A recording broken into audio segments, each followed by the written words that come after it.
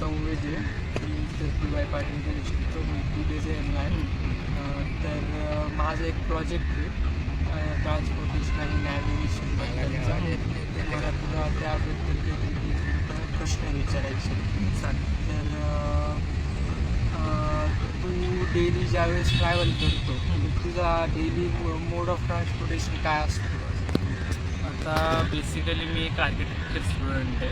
Me daily Khadki to Akurdi असा लोकलने travel करतो.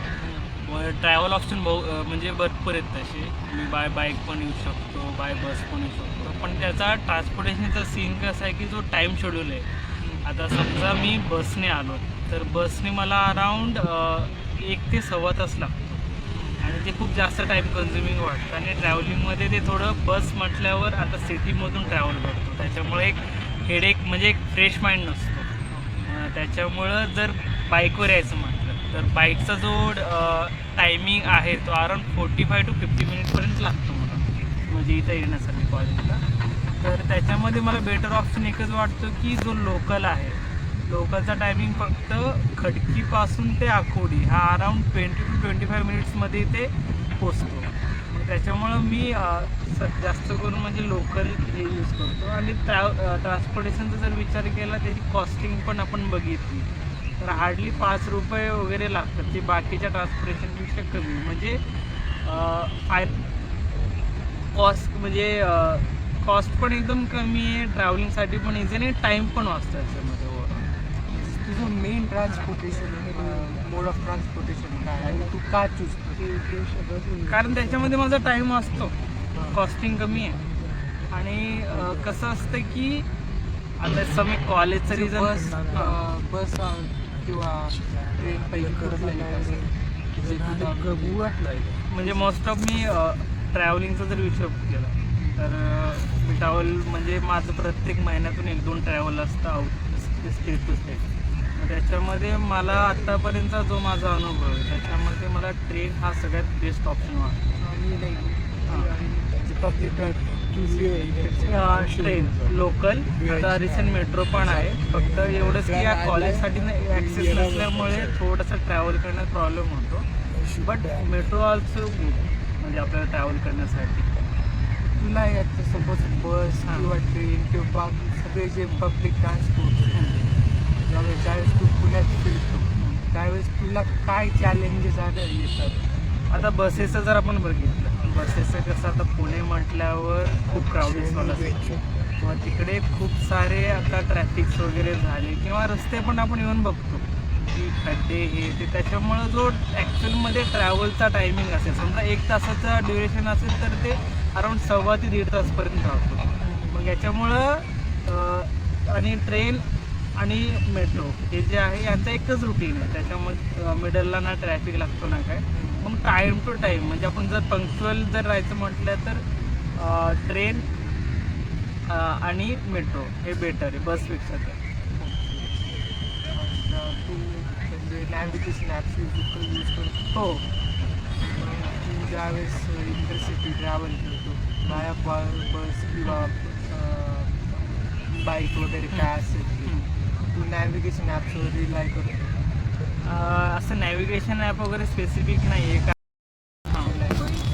आता नॅव्हिगेशन ॲपचं सांगतो. नॅव्हिगेशन ॲप हा ॲक्च्युअलमध्ये बेसिक इन्फॉर्मेशन आपल्याला देत नाही. म्हणजे माझ्या अनुभवानुसार समजा 2 लोकेशन मिडलला लोकेशन असतो तो आपल्याला ॲक्च्युअलमध्ये नॅव्हिगेशन थ्रू कळून येतं. म्हणजे माझा पर्सनल तो मी काय करतो की गुगल मॅप आहे त्याच्यावर जाऊन एक ऑप्शन येतो ट्रान्सपोर्टेशनचा वगैरे.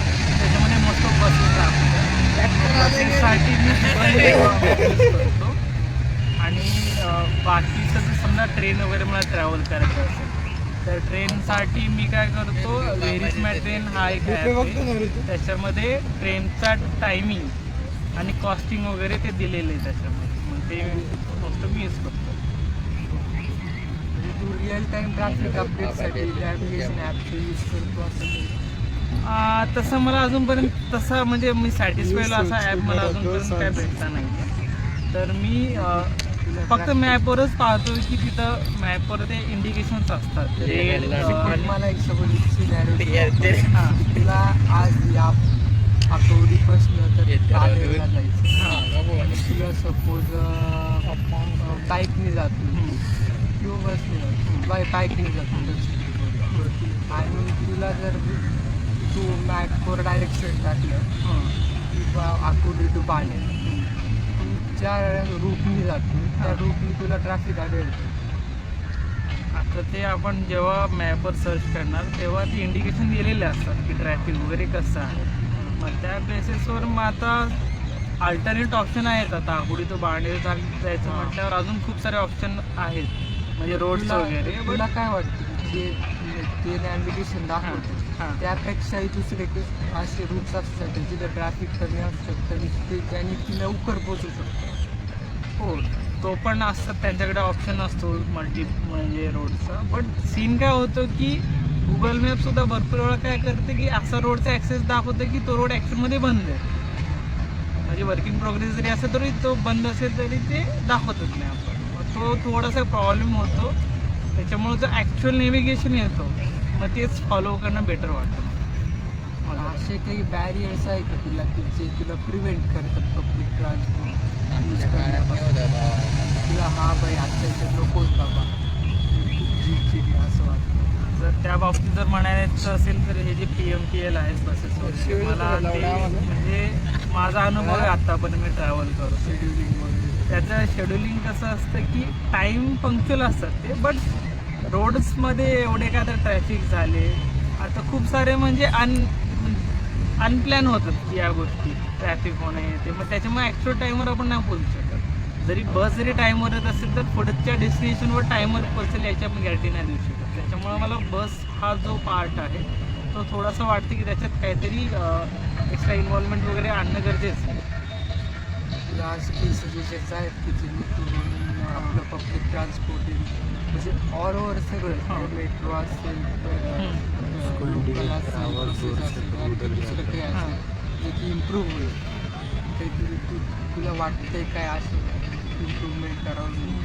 आता इम्प्रूव्हमेंटसाठी बस पण पकडलं जर बससाठी जर मी म्हणतो आता BRT आपण केलेलं आहे. पण BRTचं ॲक्च्युअलमध्ये बसेससाठी उपयोग न करता बाकीचे ट्रान्सपोर्टेशन यूज करतात. मग त्याच्यावर थोडं स्ट्रिक्टली जर ॲक्शन घेतलं की BRTमध्ये फक्त बसेस चालतील आणि तो जर रोड मोकळा ठेवला आणि जे मेन सिटीमध्ये आपण बोलतो जेव्हा बस चालते तर त्याच्यासाठी स्पेशल अशी लेन हवी की तिथून इझिली बस जाऊ शकेल.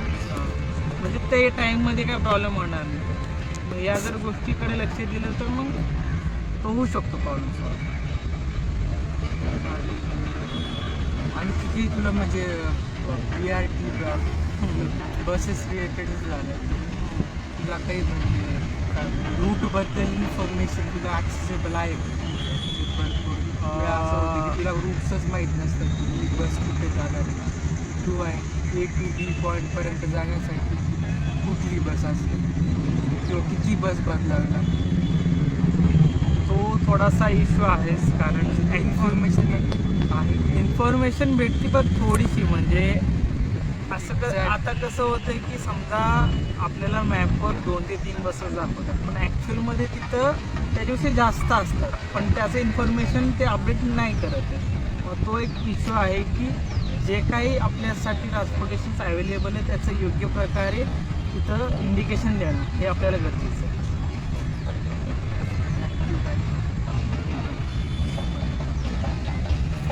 निघू मी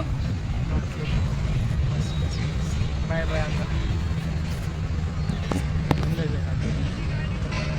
15 मिनटं झाली. येस